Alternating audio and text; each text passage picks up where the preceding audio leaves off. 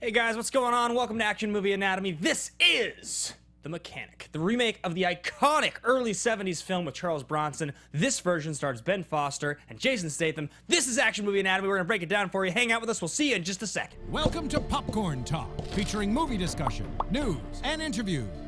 Popcorn Talk. We talk movies.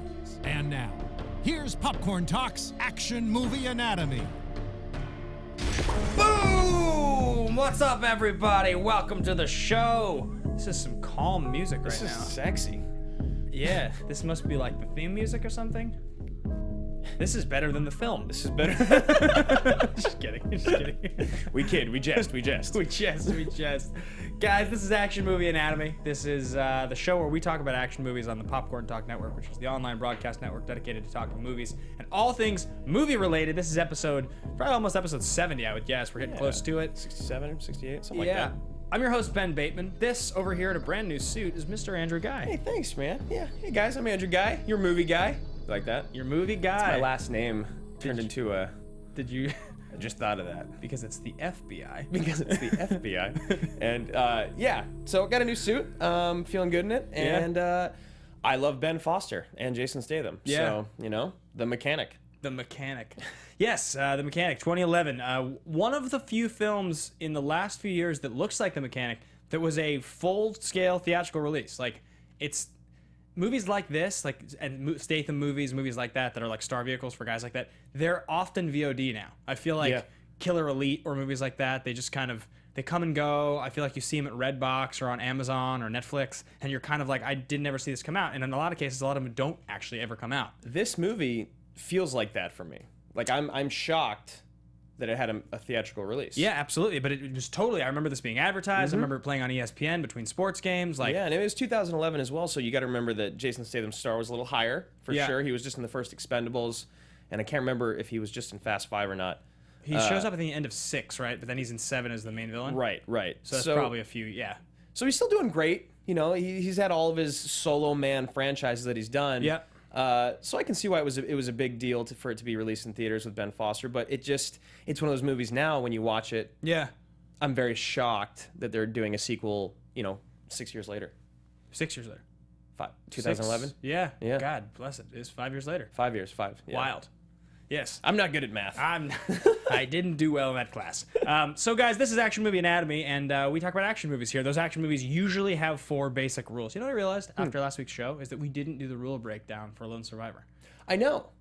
We for whatever reason, we just missed it. I thought that you didn't do it because you didn't think it adhered to our rules, so I thought you just skipped over it. Oh, got it. So I didn't say anything. Huh. But it kind of did. Yeah, in some ways. You guys should check out the Lone Survivor episode. We did it last week. You guys really should. It hasn't been tracking. It's a great film, and it's a really good episode because we're just so excited about it. Yeah, we love that movie. That was an awesome movie. But this movie, The Mechanic, I think it hits all the rules. Rule number 1, the hero always plays by their own rules. So Statham definitely plays by his own rules. Even the protege, Ben Foster, plays by his own rules. Definitely. The hero and the villain are always the smartest people in the room. Sure, yeah. I would agree. Yeah, I mean, Tony Goldwyn is like cunning. I mean, he's kind of an idiot villain in the sense that like he's the villain that you have to have in these type of movies. Yeah. You can't have a villain. You can't have the end guy be another super assassin in these type of movies. Yeah. It might be better if he was. Yeah. But they never do it. It's always a douchebag in a suit that's at the top of the food chain that has like 50 guys around him and he's just a pussy. It's the guy from John Wick. Yeah. It's all of them. Same actor who was in Mission Impossible 4. Yes, the guy from Mission Impossible 4, I think, was the smartest guy in the room otherwise, because he was brilliant. But yeah, he actually was, but he was just useless. Yeah, they usually are. And Tony Goldwyn is a useless shitweasel. Yes, he is. Rule number 3, the movie is driven by a police, military... The character played in this film is a useless shitweasel. Tony Goldwyn... Yeah, Tony Goldwyn is awesome. Great dude. I've actually met him. Nice guy. Oh, have you? Yeah. Okay. 3, the movie is driven by police, military, or political figure, or mercenary. Mercenary. He's a mercenary. He's definitely a mercenary. He's a hitman. Yeah, mercenary. So that's that. And remember for the movie contains a minimum. Make things look like an accident. Yeah, that was really good. Was it? Yeah. Thanks. Have you been practicing your Statham? No. Yes. I've been practicing your Statham. I've been practicing my Statham quite a bit. The movie contains a minimum of 1 explosion. Definitely, there's a bunch of explosions in this film. So there you go. That is the rules of Action Movie Anatomy. If you guys want to follow along with the conversation, those are the rules. I'm ridiculous with the way that I say those things. Those are the rules. Those are the rules. Let's give out our Twitters if you guys want to follow along. You can find me at Ben Bateman Media on Twitter and Instagram. And you can find me at Andrew Ghai. I'm on Twitter, and I'm also on Instagram now. Ooh. Got 200 followers. It's a big deal. Except you're not at Andrew Ghai on I'm not, but if you Instagram. type in my name, Andrew Ghai, it'll be the first thing that pops up. It's the Corinthian. It's Andrew Ghai. It is the Korean. For those of you who don't know, I'm Korean and Indian, and I think it's clever. I think it's very the movie guy, the Corinthian. The movie guy. Look, I'm trying to start these cool catchphrases for myself. I'm trying really hard here. Anyway, guys, and also the podcast itself at AMA Podcast. If you guys want to follow along the conversation, we do a question every week on the show, AMA Question of the Day, and that is about the movie we're doing. So we post that on our Twitter. If you guys want to submit them, we will read the question live and then have like a mini debate at the end of the show referencing your question. So Absolutely, and we love your guys' interaction. We're getting more and more of it every single week. So let's just keep that rolling, guys. At AMA Podcast. Let's get into our first thing, brother. let's watch the trailer. Yeah. Not a great trailer. No. What I do Speedboat shot. requires a certain mindset. My Jason Statham's not bad. I do assignments, designated targets. Some jobs need to look like accidents. Best jobs are the ones nobody ever knows you were there. That part's pretty sweet. Yeah, it's sweet. Yeah, it's cool. There's no one better Terrifying. than you, Yeah. You're a damn machine. Donald Sutherland is very good at dying in movies. Like, is it the score that he dies in as well? Sutherland? No, I don't Oh think no, it's is the it score. Italian Job? Yeah. Yeah. Yep. Brando in the score. Barry McKenna Yeah. sold this company out. Shit. Must be a Weasel. mistake. You know how this company works, Mr. Bishop. He had to be removed.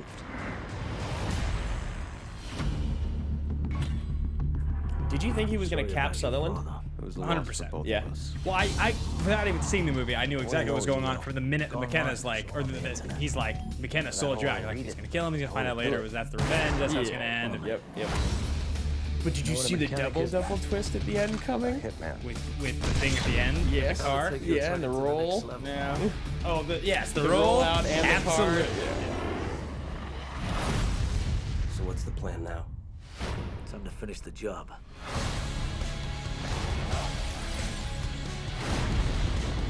Pretty impressive, huh? They show the entire Those were movie my best teams. in the trailer. Guess I'll have Yep. to send more. All the best action Save the scenes. fuel. We're coming for you. Well, they don't show the best action scene, actually, No, they don't. which is good. They show the sex scene, which is integral to the plot. It's very important. It's very necessary to be in the film. You think you can get to me before I get to you? Oh yeah, Parker. That was another one that he was in. Already have. Yeah. Already. I was watching that scene. The sex. Okay, this would just destroy you, by the way, just falling from the building. And, Oh yeah, you getting caught with the rope. Yeah, it would break all your ribs. Yeah, snap. Yeah, Snap your snap your back. Yeah. Yeah, it's like collapse your spleen. They didn't even like do the whole glove thing to slow it down, or it was just lazy on that. Yeah, I was watching the sex scene and I was just like, this must be really uncomfortable for both of them. Yeah. Because it's like really gratuitous. Yeah. And it's out of nowhere. Yeah. And then she's never really in the movie again except for once. And She it's like, shows up again. Yeah. She was pretty hot though. She was. She was cute. I mean, if we're going to look at the silver lining. Okay, so that's the trailer, and we are going to move right into our very first game. Yeah, so this film was called The Mechanic, a reference to the fact that he is a mechanic, which is code for hitman. I did gather, right, that he uses some service where it's like mechanic needed, and that's like the code for hitman needed, right? It's like it was like a newspaper. Yeah, it was mechanic was needed. Yeah, which is sort of cool. I thought that was kind of a cool angle. But had this movie not been called The Mechanic, because ultimately it doesn't suggest anything other than cars. Yeah, it could be the cleaning squad. You know, it could be, there's so many stupid names for it. Yes, so what we have done is come up with our own stupid name. Yeah. In a game we call the Name Game. Name Game. So if you guys think anything here is awesome and you would like to add your own names to the conversation on the YouTube chat or tweet them at us, share your thoughts for the Name Game. I like my Name Game. Yeah, I have the live chat open, guys, so please post in there, because Ben is very, very proud of his name this week, and I'm very curious to see what it is, so I'm going to go first. Okay. And it's a callback to a quote from a movie and from Shakespeare. Sins of the fathers That's what it is. Sins of the Father. Sins of the Father. Father. Yeah. Singular. Yes. That's good. I like that. Yes. Yeah. Sins of the Father. Sins of the Father. You have to say it like that. What could Sins of the Father also be about? A pedophile priest? It could be a lot. Yeah, definitely. I think that's the best one. Or it could be about Madoff. Sins of the Father, man. That's a big one. Yeah. Yeah. There's a So lot of it them. could be anything. It could be any type of movie. Okay. Look, it's a good title. My first thought was Son of a Gun, which is not what I used. Very good. Yeah. But the one I ended up going with was My Father's Gun, which I think... is a call to a song? Yeah, it is. I know it is. But there's, aside from a TV movie made in like... aside from like a TV movie in like 2002, it's never been the title of a film. And it works perfectly for this. Because Jason Statham, I'm aware it's an Elton John song. Do you want me to sing the whole song? I wouldn't like you to do that. Because Jason Statham is like Harry McKenna's gun for hire. I like that we both went to the dads. Yeah, but also Ben Foster has his father's gun, which is what ultimately Very literal. clues him. So I thought it was one of those, it's a double entendre. It's a double entendre. I think that's good. It's pronounced pendulum. I think it's better than mine, but not by much, guys. Yeah. Not by much. Which means you can. father's gun. My Father's Gun and Sins of the Father. Donica, you got a quick one to throw in there or no? He's dead. He died. Ah, the mic broke. No, I don't have one. Yeah. You guys did the mechanic. I refuse to I comment. refuse to talk to you. Mark B. Donica in the booth, everybody. Okay, so I've got your chat open. Let's see if you guys have another great title for us. And while you're doing that, we're going to move into thesis statement. Guys, Bum, bum, bum. thesis statement's the part of the show where we kind of introduce like a big, bold thought, something sort of almost like rooted in hyperbole. It's just like something very, very definite you're feeling about this film. It usually shouldn't be too personal, like this is my favorite this, or this is one of the coolest this. It should be like this movie is this, it's the first this, the greatest this, the only this. And you kind of defend it all throughout. So I'm going to jump in here first. And my thesis statement for this film is that the presence of Ben Foster in The Mechanic elevates it from an unwatchable action film to a passable action film. And I don't even mean Ben Foster because he's good in the movie, and he is good. Ben Foster's a great actor, but it's just the fact that he is in the movie as the other lead. Your verbiage for that is very good. Yeah. It's said very well, and I agree wholeheartedly. Like seeing the trailer, like for instance, we would not have done this movie on this show if Ben Foster hadn't been in the movie. Because we aren't going to do Crank. We won't do Parker. We're not going to do we might do the Transporter someday, maybe, but that's a stretch, only because it was so successful that it spawned like 3 sequels. Yeah, I think of all the other franchises, and we're going to get into this later with our question of the day, I think of all the other ones, Transporter's, I think, got to be the one, right? That would be the one I would think to do. Yeah. But this just, something about this movie had a little bit more of the feel of like, okay, like the trailer for this and seeing it when it was advertised on TV, Ben Foster's in it, Statham, like this could have been a really, really, really fucking sweet movie. Yeah, I think I'm coming up with a new thesis as we're talking about it. Yeah. Because it could have been, and it should have been, but it didn't do that much wrong is the thing. It's like, it's more like it's the feel of the movie. It has the same tone as a lot of the movies in the 90s that we liked. It just doesn't have it. It's missing it. So I'm going to jump in with my thesis because that's the exact new thesis that I've just come up with. And it does have a lot of the same things in the 90s. My thesis is that this film would have been 10 times more successful in the 90s. I would have loved it. It would have been more critically acclaimed. Yeah. And it would have been... It would have been Bruce Willis in the Statham role. And then who was like a young hot kid back then. Like it could have even been someone like Norton or Pitt, you know? Or like River Phoenix. Yeah, or River Phoenix. It would have been like River Phoenix or Johnny Depp. Yeah, Depp. I think Depp's a good one. It would have been like 1993 Johnny Depp and like 1993 Bruce Willis. And that would have been so good. Yeah. And it would have been a classic, and it would have been a movie that would have been remade, that would have had a sequel within a few years. Whereas now, when movies come out in 2011, we expect more or less as an audience. Yeah. We either want more story, more things that keep it grounded and real, that make it a real movie. Yeah. Or we want less, like Crank, like Transporter, like The Expendables. Yeah. We want a movie that doesn't take itself too seriously, and I think that this film falls victim of that thing that we always talk about. Yeah. And that's when an action movie takes itself just a little too seriously. Yeah, it definitely feels like it's trying to do both things. It's trying to be a little too dramatic, but it's also not being quite ridiculous enough. If they would have added like more gravity to the relationship, and if they would have built the tension between Foster and Statham throughout the whole film, to where it's like every scene Foster could just cap Statham, I think that would have helped. Yeah, the twist at the end was like one of those twists where, like the one he finds the gun. Where you're like, we all saw this coming. Of course, he was eventually going to find out. If he had found out earlier, it would have been much better. Yeah. But whatever. I mean, we're not here to shit on this movie. It's an enjoyable enough movie to do on the show. No, we're here to do our jobs and like critically analyze the film. But we still loved it. It's still fun. Yeah, absolutely. Yeah.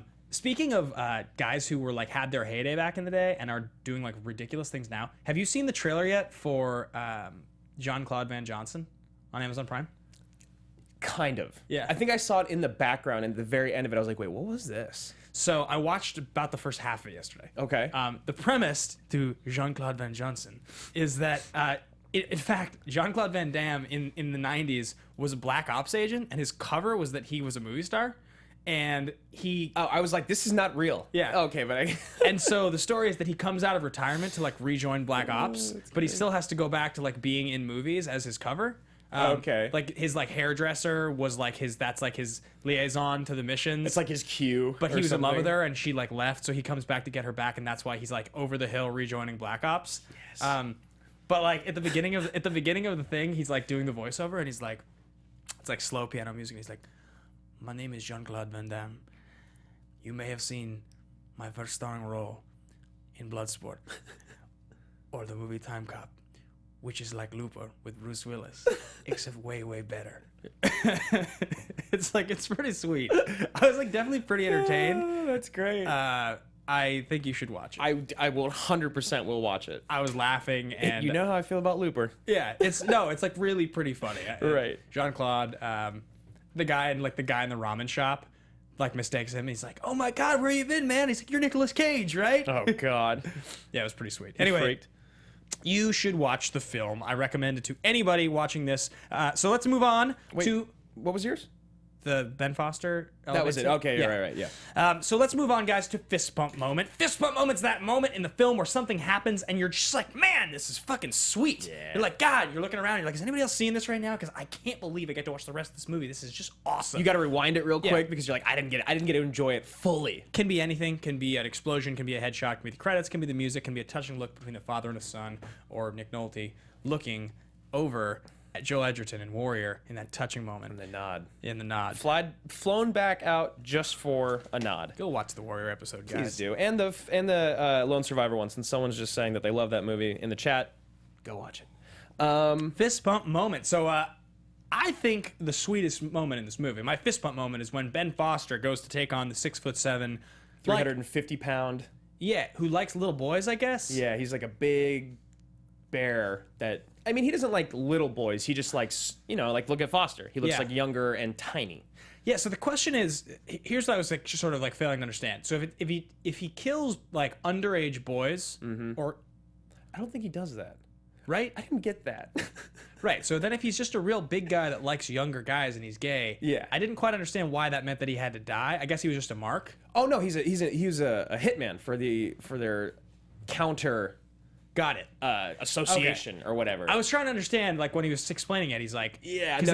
I had to rewind it, too, because I was like, wait, are they just killing this guy because he's gay? Yeah. And then I was like, this is 2011. So I went back and I was like, oh, he works for another... Okay, all right. He's 6'7", 300 pounds, and lethal. Do not get in his car. Do not get in his car. Yeah. Do not get in his car. And then he's like, shows him...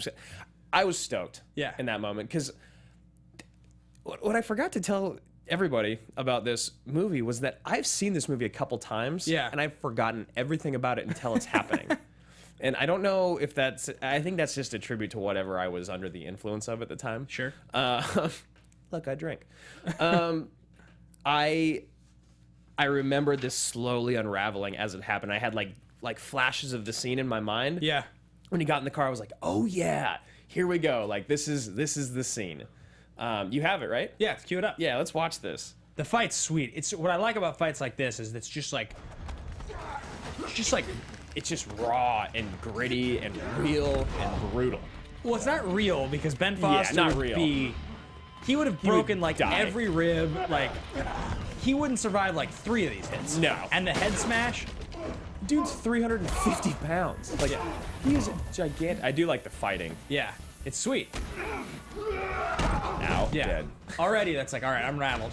He'd be like, so it's like, you're rattled. Yeah. At that point, you're like, all right. When he throws him through the wall bookshelf and it falls on him, that's when you're like, oh, dude. That's the one right there. The dance. That's so good. Fridge dance. It's like, holy moly. This is sweet. This Yeah. is sweet. Whole 6. Yeah, that's one of the best moments. Oh, that's the one. He'd be out, right? Yeah, oh, he'd be done. And done again. I mean, he's behind the fridge, so maybe he survives that one. But that would just like, how do you get up from that? I just love it. I love this fight. Yeah, it's a sweet fight. Yeah. Oh, screwdriver. And what I love too is that the guy's so big. He's like a bear. He's a bear. It's like it hurts, but he's not slowed down yet. Yeah. It's right here. He's kind of like, you see the big guy like, oh god. And the glass. But he gets back up. Of course. Oh. Yeah, this is memorable. This is so sweet. Yeah. If there was 2 more of these in the movie, Yeah. and just done.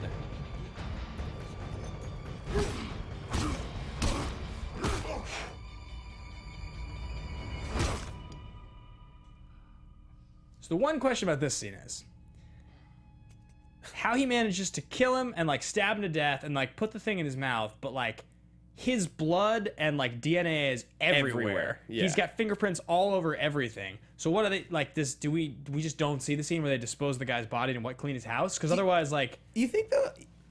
That's so interesting that you say that because in a movie like this, you're just like, whatever. Yeah. You know. But to counter that, you look at John Wick. yeah, And even though it's so cheesy and corny, like, I need a cleaning crew. I've got 6 people coming over Yeah. for dinner. And it's cheesy, but it's awesome. yeah, they come in, they clean everything. Clean everything, and he pays him with a gold coin, and it just makes more sense. Yeah. It's those small steps that elevate a movie. 100%. 100%. So that is my fist pump moment. Also the naked chick because I think it was sweet. She's It was hot. sweet. What And do it you was got? just like gratuitous. Mine is that sweet moment when he comes back to that little like harbor or that like where he Yeah. stores his boat, and he he can tell something's up and his buddy's dead. So it's when he's in the water. And he pops up behind the dude and like javelins him in the back of Yeah. the calf, and he kind of like crumbles backward, and then he just snaps his neck. Yeah. like pulls it back real hard. Or no, he hits it, and you're just like, god, dead. Yeah. Like so dead. You are the deadest person in this movie. Yeah. And I rewound it 3 times because I thought it was so awesome. There's some good kills. There's are. some very, very graphic kills. A lot of shooting guys directly in the face. Yep. I also really like the scene when they're hiding in the wall. Yeah. I liked him when they're hiding in the wall and he's got the gun right over the guy's face. Take it off the wall. Bang! Just, Yeah. yeah, that's actually a sweet escape, and They're in the walls! Matrix callback. yeah, they're in the walls. I think that this movie does really suffer the most from the steps in between the action, because we always talk about that on the show. Yeah. In our favorite action movies, it's not the action that's so sweet. Totally. It's the scenes in between. Yeah. That ground those action scenes and make them so badass, and I think that might be what this film was missing. 'Cause yeah, it's a good film. It's missing, like, some really incredible, like, think about if this movie had Bruce Willis, right? Let's Right. just say you put Willis now. I mean, I think Willis is pretty past his prime, but like, let's just say you decide to put Willis in the movie now, and it's Foster. So same thing.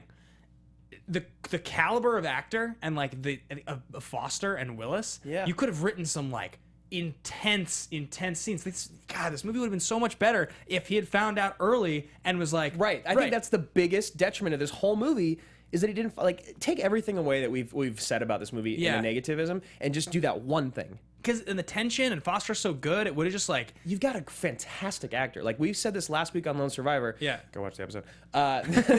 That he will win an Academy Award in his life, most likely. Of everyone in that Oh, yeah. film, he is the most likely to win an Academy Award in his lifetime. If I was gonna make if we did like the top 20 actors right now Yep. to win an Oscar in the next decade, Foster would make the list. He would make the list. 100%. Yeah, he might even make a top 10, honestly. Probably top 20 because you've got a lot of leading men who still need to.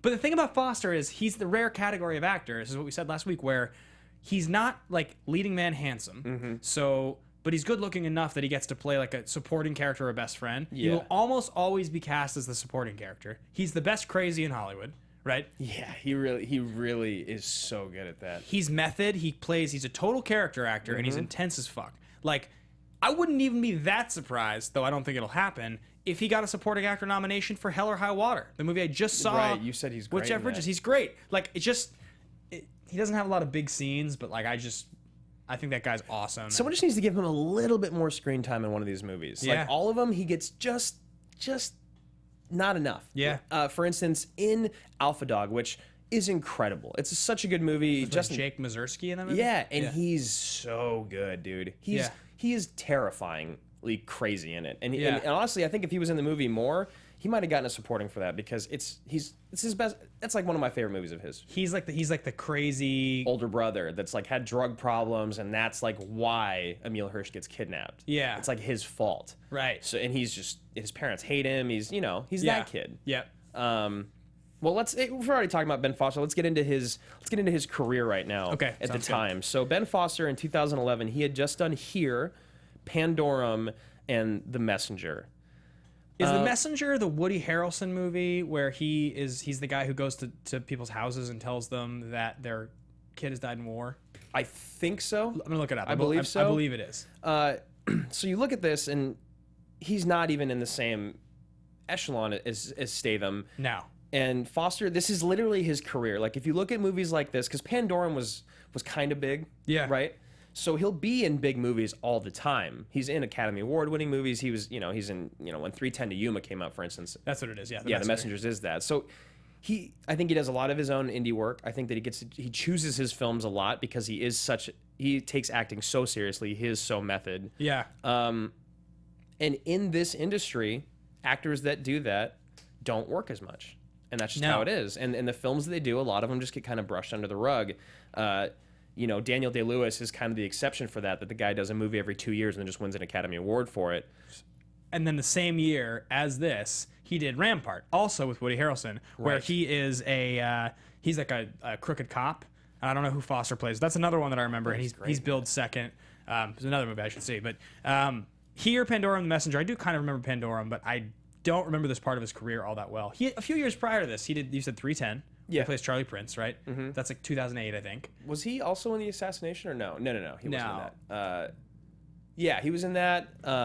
Yeah, Alpha Dog's probably like 2006. Which I still think that's his best role. He's so good in that. Guys, if you're in the chat or at AMA Podcast, talk to us about your favorite Ben Foster role because they're so interesting. And then a couple years later, he does Lone Survivor, and then now in like semi-recently, he's done Finest Hours. He was in, which was a little bit of a miss, I think. I really want to see. It's getting released on Netflix, I believe, this month, and it's Casey Affleck, Chris Pine, him, and it's about a ship that gets ripped in half out in these treacherous seas. It's like and a rescue movie. looks sweet. Yeah, it looks good. I heard decent things about it, and then also he's in Hell or High Water. So I think he's kind of moving along to a little slowly ticking up there. Yeah, but he's sweet. He was in 6 Feet Under for a long time. I don't know. Liberty Heights is a movie that I loved. 6 Feet. But so let's move on to Jason Statham. Different point in his career. The first Expendables was 2010. 13 was 2010. Do you remember that movie? 13? I do. It's the card one, I believe. No, that's 20. Yeah, what the hell is 13? I'll look it up. And then Crank High Voltage, the sequel in 09. Yeah, his big explosion of those movies that we were talking about, Crank 1 and Death Race and Revolver, a lot of those movies, that's the Transport sequels, that's all mid-2000s.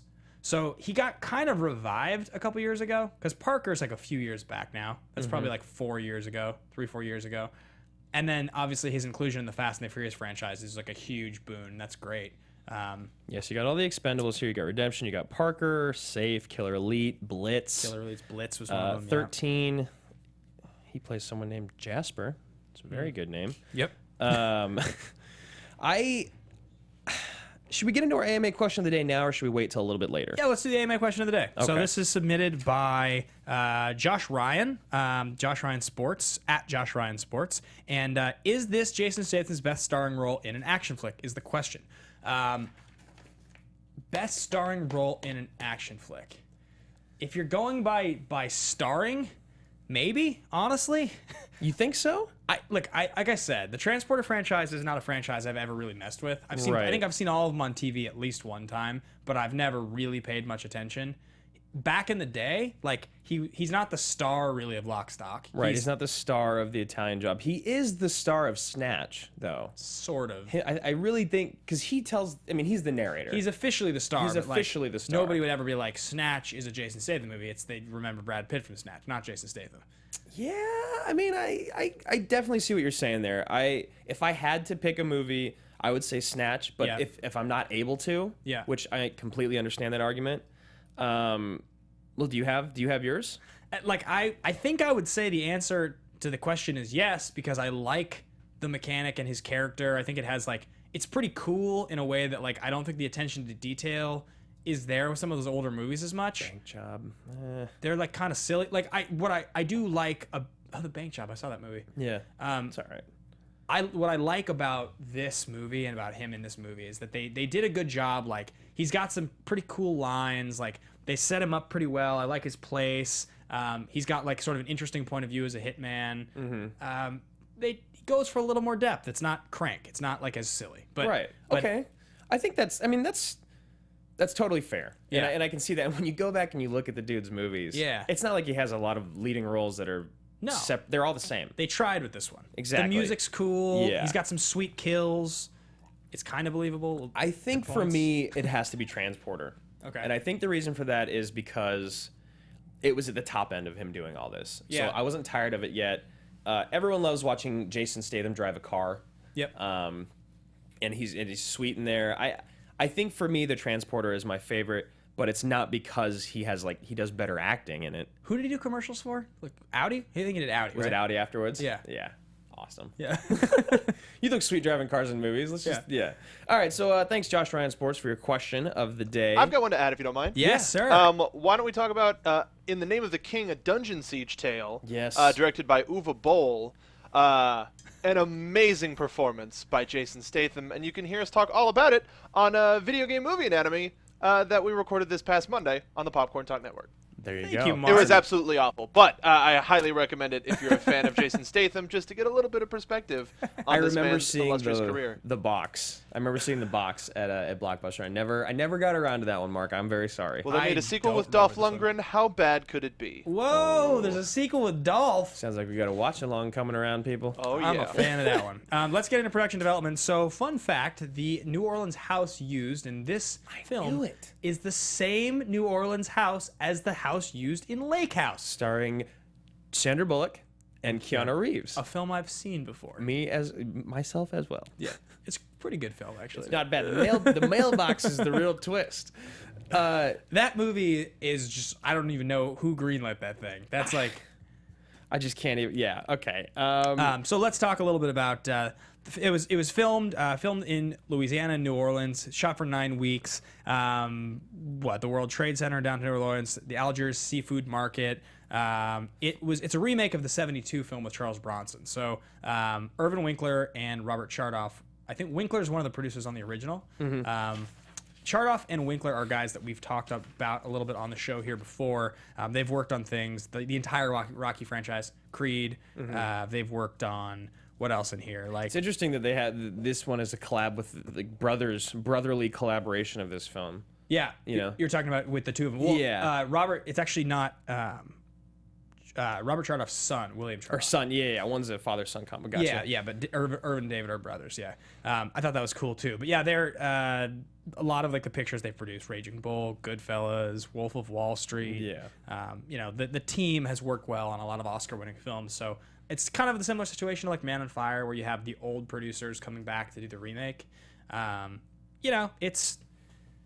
It is what it is. Like, I think... Yeah, I mean, it's like a free paycheck for these guys. Yeah. It's like they were involved in something a long time ago. They're going to reboot it with another superstar, and why not? Yeah, but I mean, it's funny. Like, we were just talking about this. So if Bronson back in the day, like back in the day, in the Yeah. 70s, Bronson was kind of like Chuck Norris or like somebody like that ended up being in the 80s. Right, Seagals, Van Damme. Seagals, the Norrises, the Van Dams, the Snipeses. They're like mostly B superstars Yep. who get action flicks because they're like pretty menacing and pretty cool. And they'll pop up in like a massive Yeah. like feature film blockbuster A-type movie every now and then. But they don't get starring dramatic roles. They which will is what- never. Which is what you need if you're going to be and I guess the pinnacle of that genre were the guys that really, in the era, the reason that there was the classic action movie era, that was Stallone and Schwarzenegger. Those guys actually could take, like they could open a movie at the box office and make the most money in the world, even though Schwarzenegger was not a dramatic actor. No. And neither was Balboa. I mean, like, Balboa was in Rocky, but like in the other thing, I mean, there's a couple other things he has in there, but for the most part, he is not a very good dramatic actor either. No, most of what he does is pretty garbage. Yeah. So I think it's interesting looking back to Bronson, and he wasn't Paul Newman. He's not Robert Redford. No. He's an action guy, and it's not that he couldn't. It's not that they couldn't play his role. It's that he would never get cast to play theirs. Exactly. And so I think it's interesting when you look at remaking a movie like this. It's like, it's been so long, I had never heard of the original Mechanic, right? I didn't even know this was a remake till we were doing the research. Right. If you think about it, you're like, well, I guess you guys could have taken this in another direction. You could have gone a little more serious. This happens a lot, actually, with remakes. Like last year's film, The Gambler, with Mark Wahlberg. Right. Which is another movie produced by a lot of the same people. It's another 70s remake that just kind of...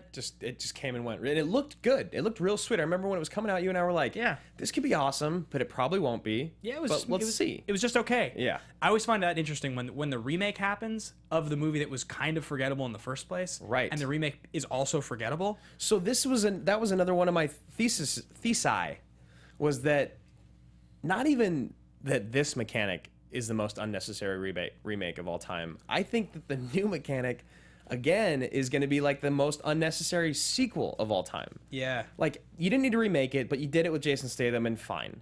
And now you're going to make a sequel off of a movie that didn't make any money, that no one watched, and got horrible reviews. Independence Day Resurrection, Mechanic Resurgence. Would you feel any differently about the films? No. Okay.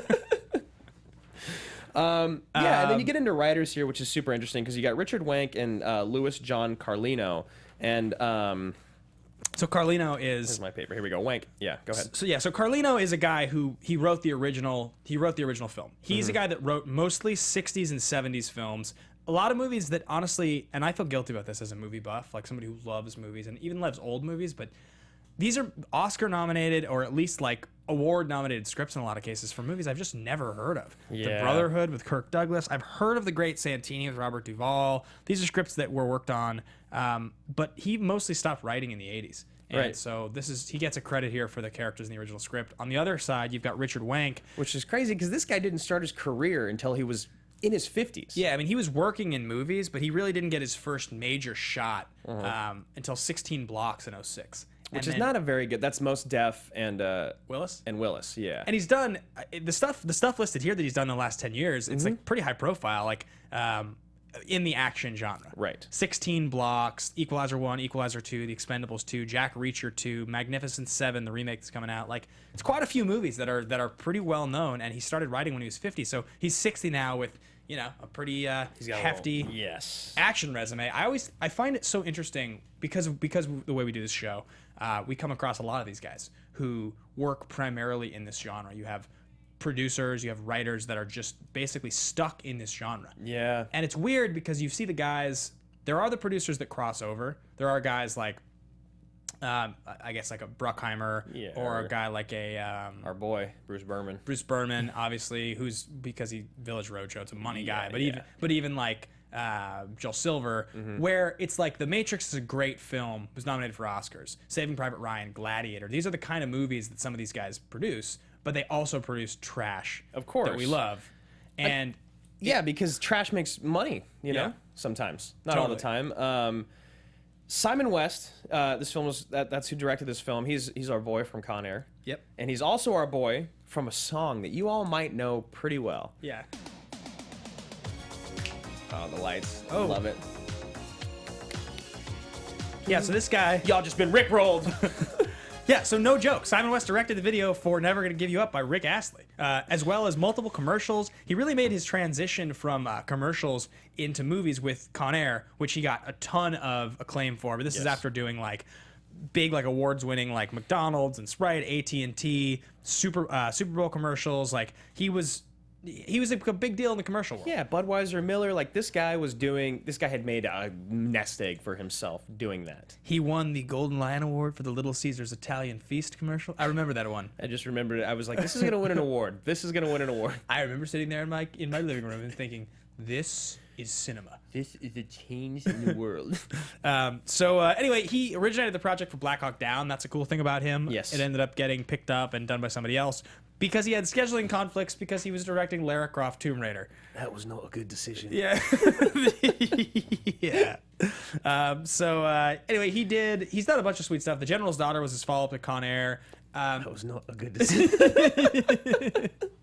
It's got Travolta in it, guys. Go check it out. He's like, Simon West is like so Simon West has been talked about as the poor man's Michael Bay just Right. because of Con Air. Because Con Air is so blatantly ripped off of like Michael Bay's style. Yeah. But as you watch more of his movies, he's just another Fuqua. He's just like another one of these guys. He's like I hate to say another Tony Scott because Tony Scott's got more Right. style, but like he's just another one of these guys who Gavin Hood. You don't think he's a little? I mean, he's won an Academy Award for Rocky.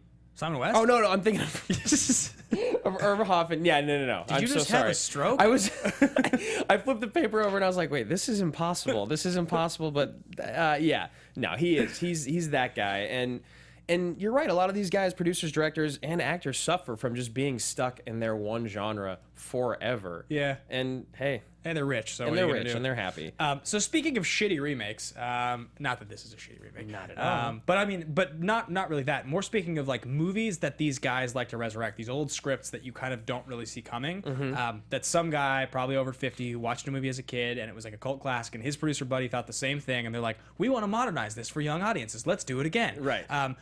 Andrew and I have decided to do another top 5 this week, and that are top 5 drama or action films 2000 or earlier that deserve a remake today. We aren't ranking them, but we're throwing our 5 out. I'm stoked about my 5. Yeah, I don't know. I don't know how I feel about my 5. Like, I would love to see all these movies to have been remade or to have gotten a sequel.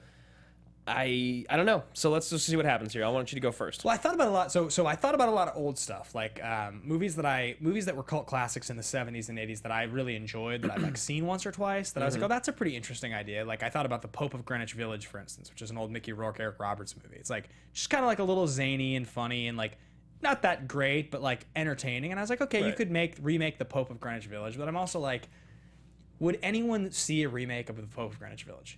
Would anyone watch that? Like, no one has any idea what that movie is. The look on your face, you've never even heard. Never heard of it. Yeah. That's why when you're saying that, I was like, I think I'm one of those people. Yeah. And I'm just like, as much as that's kind of what I'm talking about. If I was that guy, that producer that's 55 and was like, I watched this growing up, I want to do it. I think that's why The Gambler gets remade. Do you know what I mean? Yeah. I think that's why The Mechanic gets remade. Yeah, I think so. I mean, like you said, this guy, the guy that wrote this, didn't start his career till he was 50, so why not just start a career based off of all these movies you loved growing up? And yeah, so that's a thought, but I ultimately went with franchises that are still like relatively familiar to a younger audience today. Yeah, I went with pretty big names in mine, except for one, which also has Tony Goldwyn in it. That's sweet. Yeah. It better not be Ghost. It's not Ghost. Oh, good. I'm going to start out with Bloodsport.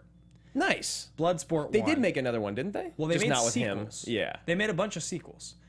They all sucked. They had this other action guy whose name I can't think of. He's like a straight action guy. But I'm talking like remake Bloodsport like as a not like Never Back Down. Don't put Van Damme in it.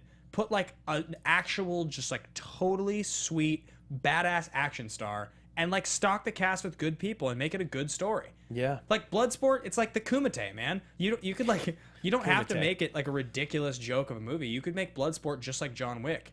Yeah. I mean, that's that's sweet. That's what the Kickboxer sequel, the reboot looks like it's doing. Mm-hmm. The Kickboxer reboot looks sweet. Yeah. No, it really does. So Bloodsport. Okay. I'm gonna go Mortal Kombat. It's on my list too. Is it? Yes. It has to be. And it's got to be on Donica's list too. It's got to be because Bet your sweet ass. it's Mortal Kombat. Yeah. Like there was that live action one they did. I mean, I don't know why I say live action. They're all live action. But the reboot that they did, like the online web series or whatever, the short 10 episodes. I think Machinima did it. And it looked sweet. Correct. Yeah. It looked sweet. I remember watching the trailer. I remember watching it and just being like, damn it. Yeah. Like when I finally did watch it, I was like, this is not it. And it's just set us back another 10 years. It wasn't good. No, it wasn't good. Like I said, the trailer looked good. It got me excited, but the actual production itself was just not good. Got it. I want to see a real Mortal Kombat movie with a sweet ensemble cast, awesome martial arts, Yeah. and real Yeah. and scary. It has begun. Lord Raiden. Prince Goro. Yeah. I forgot. We are fighting for the fate of the world. Yeah, we are. Your sideshow freaks attack my fighters. Nice dress. Yeah. That is strictly forbidden before the tournament. That's a good Lambert. You like that? Yeah. So, Mortal Kombat. I'm glad that's on both of our lists. I'm going to jump in with my next one, and that is Spawn. Yes. Right? That's genius. Because when we Love watched Spawn. when we put Spawn on last year, So bad. it like opened. I was like watching the credits, and because we both were like, "Oh, I watched this movie as a kid. This was sweet." We were drunk and we couldn't even get 10 minutes into it. Do you remember what happened? Like it started, the credits were rolling, and it showed Violator, and I was like, "So this is what this movie starts like." Huh? And I'm like, this is sweet. You're like, I'm not gonna watch this. I was like, I am turning this off. Michael Jai White is like, it's just like a bad movie. Yeah. Through and through. And it could spawn the comics and just like the whole premise and the suit. Like these are all things that are so awesome. Again, it's one of those things where if you did it correctly, I do feel like Spawn could be sweet. Yeah. Yeah. Yeah. Okay, I'm gonna go into Dick Tracy.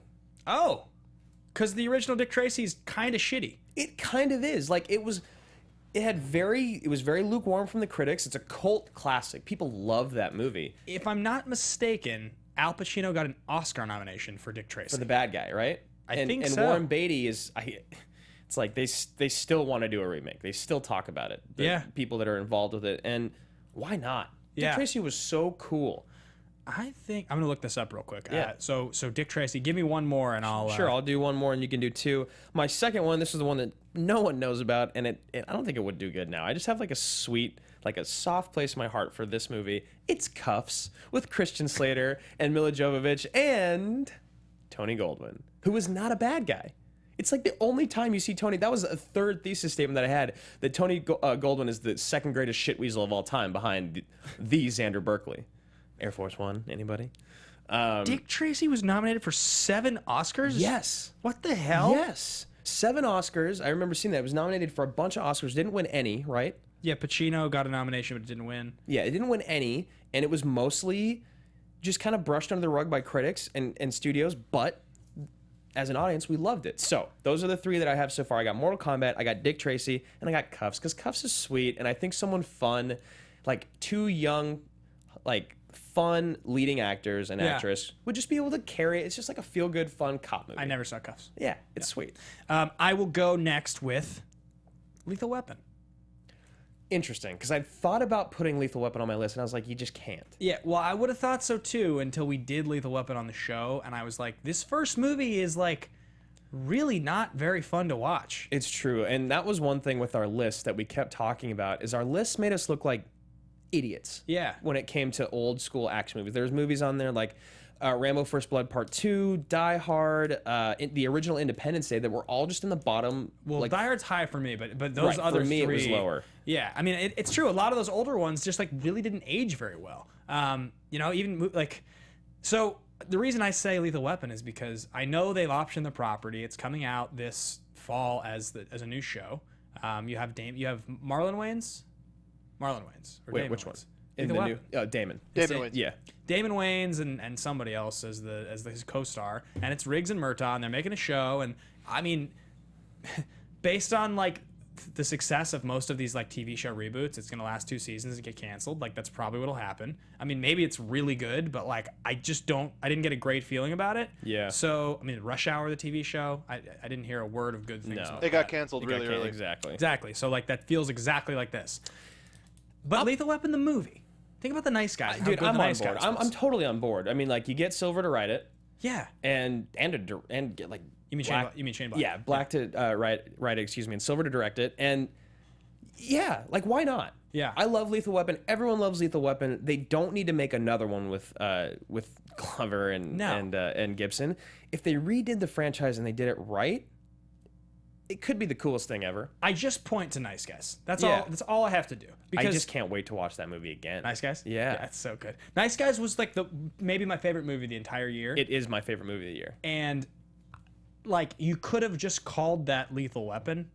Honestly, You could have if you just threw in a little more action. if you just made Lethal Weapon, like you could have just made Lethal Weapon and then just like changed the race and just changed the characters a little bit. That movie would have been close to just being Lethal Weapon. So I think it's doable, and that's why I say that's my 4.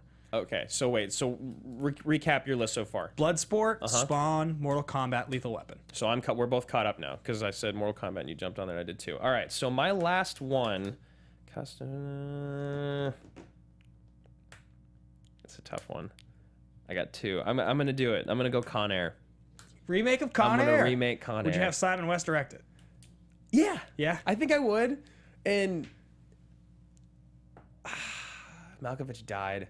I almost want to see a sequel more. You want to see Con Air 2? I want to see Con Air 2. I think Cameron Poe got in some. Is it possible that Malkovich didn't die somehow? I don't think so. But like, I just want to, like, I love Con Air so much, and you know how much I love Con Air, and they do this so much with these throwaway action movies nowadays. Like, you know, The Expendables is a great example of a franchise that is so self-aware and doesn't take itself seriously. That I think that if you did that with Con Air, it'd be sweet. Yeah, I would love to see Con Air again. My number 5? Yeah. Speed. I was wondering if you were going to say Point Break, just because the new one was remake was such a piece of crap. I say Speed, and Speed's a hard one for me because Speed actually, when you rewatch Jeff Bridges is the bad guy. Speed is really good, and it actually, of all the old movies we've done, Speed holds up quite well. Like, I don't think Speed has aged that badly. It's Taylor Kitsch, Alicia Vikander, Jeff Bridges. Who's your Jeff Daniels? I was still trying to think of that. Yeah. Jeff Daniels could be... Who's someone like your boy, Danny McBride? What if Jeff Daniels was the villain? Oh, Switch it up. That's kind of cool. Yeah, Jeff Daniels is sweet as a villain. I actually think out of all the things that we said, my top 3 have got to be Mortal Kombat, Speed, and Spawn. Yeah, I think a Speed remake would be really good. Yeah. The only issue with a Speed remake would be like... It has that thing going that I think none of the other movies on my list have, which is that... So when I watch Lethal Weapon, nothing about the movie is iconic. The characters are memorable, but there's no scene that's iconic. There are scenes in Speed that are very iconic, and I feel like if you didn't redo them, you would be kind of missing the mark. Right, but like the bus jump, how do you do that now and make it better than before? That's what I'm saying. You The know? bus jump, or like the scene when the bus explodes and the phone's ringing and he's walking and he answers the phone and the burning bus is behind him. Like, right. Those are scenes that they play in, like, these are the famous, most memorable movie montages. And then you got Daniels looking at the thing as it explodes. Like, yeah, there's a lot of scenes in there that are... Yeah, it's hard to remake films. Be a hard one to do, but I think they will eventually do it. So that's our top 5 remakes, guys. Let's move on to the next section, which is going to be critical and financial. Let's breeze through this so we can make sure we get to the rest of the games before the show's over. All right, so I'll do it real quick. We got this produced by CBS Films for a cost of $40 million to them. It was released in January of 2011. It only made $29 million domestically and $32 worldwide for a total gross of $62 million. It opened 3rd in the box office at the time at $11 million, behind No Strings Attached at 13 and The Right, the horror movie with Anthony Hopkins, at 14. Those movies opened ahead of this? It's a real dire time. When is this? This is fall? 2011 in January. Oh, yeah, January. So it's like right after all the big Christmas blockbusters the came out. doldrums, they just dump all the shit They just there. really did. And like, if you get 3rd place at 11 and first place has 14, that's a real weird weekend, man. So, Donica, if you don't mind blowing up this top 10 and then scrolling down just so we can actually see it, it's a little hard. This is the worldwide unadjusted. And Statham movies. So you can see Furious 7, just like all these guys, anytime they have a small part in some giant thing, that's his number 1. Yep. But then you have Expendables 2, the Expendables. I just can't believe the Expendables made that much money. Yeah. I mean, it makes sense because you got so much star power, but... Spy, Expendables 3. It's funny that Italian Job did as well as it did. I guess it was a very big cast. I guess it was a lot of people really liked that movie. Transporter 3, 2 Snatch. Ooh, someone Death said remake Race. Demolition Man, which I did think That about putting would on be my list. sweet. Yeah, that's a good one. The Star One Drew. with Jet Li. Bruce Lee, I excuse didn't me. realize he was in The One, Jason Statham. Yeah. So then if you keep scrolling down, he's got also the Bank Job. He's also in War with Jet Li. Oh, War. Yeah. I remember that one. And then The Mechanic comes in at number 13 with, I believe, Expendables 1 is like, or Transporter 1, I think, is on there at number 17, a little lower. Cellular, Killer Elite, Parker, the Transporter. Yep. Yeah, Crank, and then War, rounding it out at 20. So It's just like... go get that money, man. Yeah, exactly. Like, that's perfect. You said it perfectly. Critically, this movie is... Thank you, Danica. It's just rough. It's just real rough. So I got a 6.6 on IMDb, which is gracious considering its Rotten Tomatoes scores, which were 53, 32, and 51. That's all critics, top critics, and audience respectively. Just terrible. Yeah. Just real bad. And It does hit. No, it doesn't even hit a rule. it doesn't hit our rule. Top critics, the normal critics liked it more than the audience. Eesh. Which is always bad. It's a whiff. We could admit, I think we've already said it, but this movie would have been so much better if Ben Foster had found out sooner and they used his acting chops just a little bit more. Yeah, so you have Una LaMarche from the New York Daily Observer says the mechanic is like a Beretta loaded with blanks, quick and brutal, but ultimately empty.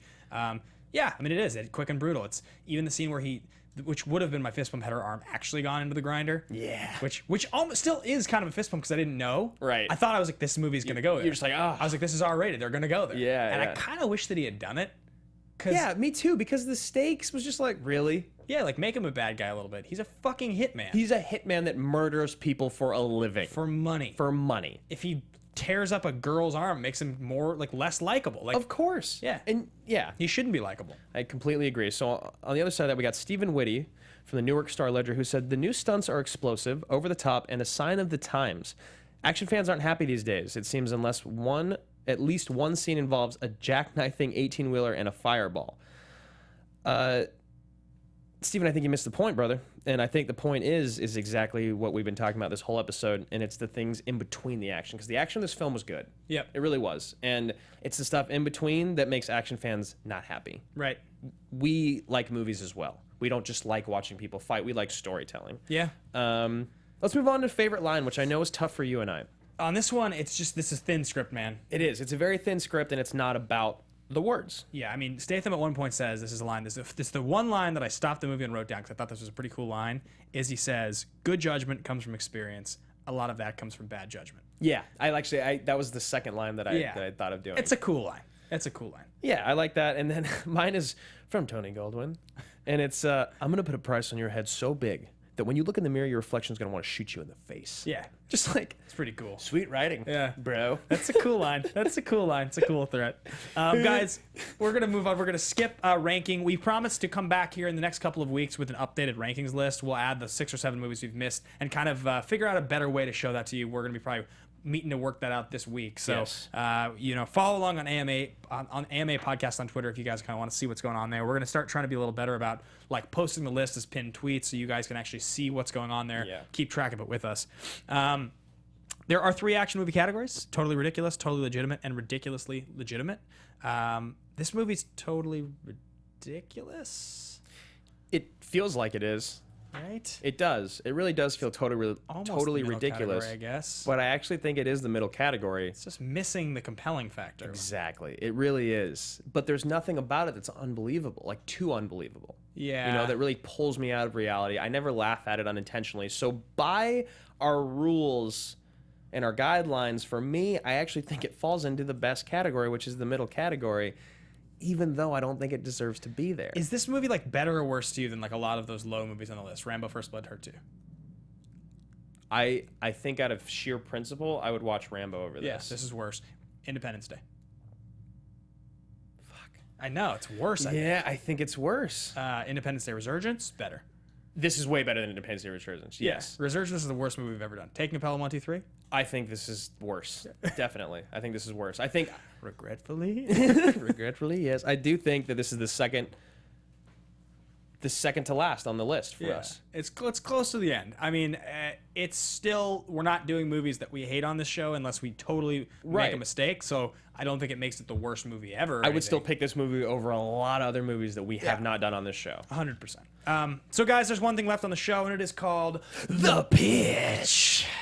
Wow. I did one. Yeah, we did one. Thank you, Danica. So This is a fun one this week. there's good ones. Do you want to go first? Yes, because this is so close to my heart. So explain why, please. Lethal Weapon 4. Ladies and gentlemen, Mel Gibson's in a brand new movie called Bloodfather. It was on the poll last week. We didn't do it. Totally fine. Let's do one of the reasons I fell in love with Mel Gibson, other than The Patriot and Braveheart, of course, is Lethal Weapon 4. This is the first time that you really saw Jet Li, I feel like. As a person that was into action movies as a kid, this is the first time I'd ever seen Jet Li. Before Romeo Must Die. Yeah, this is Right? like what started his career because he was such a badass. He's got his little chain that he walks around with. There's like beads that he strangles people with. Was The Mask? Was that what that movie was called? Black Mask? Was that before this? Oh, I forgot about that. Black Mask, right? I'm not sure. It's something like that, or The Mask, or I think it's Black Mask. I Yeah. saw it in theaters, I think, with my dad because he liked Yeah, it's martial Black arts. Mask. Black Mask. Yeah, I love Jet Li. I think he's so cool. I love this movie. I actually really like Chris Rock in it. I like Pesci. I think it's funny. I think it's good action.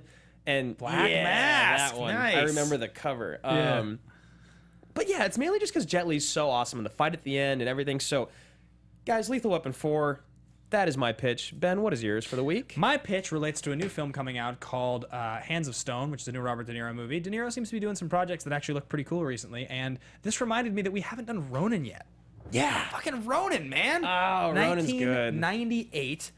Ronin is this awesome, like he's like a hitman mercenary type of character. He's alongside Jean Reno. It's, I believe, it's written by David Mamet maybe, or it's directed by like somebody pretty relevant. It's got one of the sweetest car chases ever. Yes, that you have talked about that car chase on the show a lot. Yeah, Ronin's really sweet. Like this movie is very, very cool. This was like Heat was 95, and I want to say 98 Ronin. This was the 98 last Ronin, directed by John Frankenheimer and written by David Mamet. David Mamet, I thought you so. go. And this is, I think, the last really badass De Niro movie that ever came out. And guys, I don't know if you remember another film that David Mamet wrote. The Edge. Charles, we can't kill the bear, Charles. Can't kill the bear, I don't Charles. quite feel like myself, Charles. I don't quite feel 100%, Charles. So maybe there'll be some sweet Mametisms in there. Yeah, maybe. But I hope Ronin or Lethal Weapon 4. I mean, Yeah, they're both great choices. Doesn't Chris Rock stand in the rain in an umbrella or something like that? I believe that's the thing. I can't remember exactly. Yeah, it's in the beginning. I like vaguely remember this movie, but It's so good. yeah. So those are the pitches for next week, guys. Go follow us on Twitter at AMA Podcast so you can vote along and submit your questions. We will post that today, and we'll leave it up for a couple days. We can let the poll run until Friday. Yeah. And we'll make the decision, and then what we will do that next week on the show. If you guys want to find either of us, you can find me at Ben Bateman Media on Twitter and Instagram. And you can find me at Andrew Ghai. I'm on Twitter and I'm on Instagram. And follow the podcast at AMA Podcast, and of course the Popcorn Talk on Twitter and Instagram. Thank you, Mark B. Donica. Up in the Thank you, booth. gentlemen. And we will see you guys next week. Take care. From producers Maria Menounos, Kevin Undergaro, Phil Svitek, and the entire Popcorn Talk Network, we would like to thank you for tuning in. For questions or comments, be sure to visit popcorntalk.com. I'm Sir Richard Wentworth, and this has been a presentation of the Popcorn Talk Network. The views expressed herein are those of the hosts only and do not necessarily reflect the views of the Popcorn Talk Network or its owners or principals.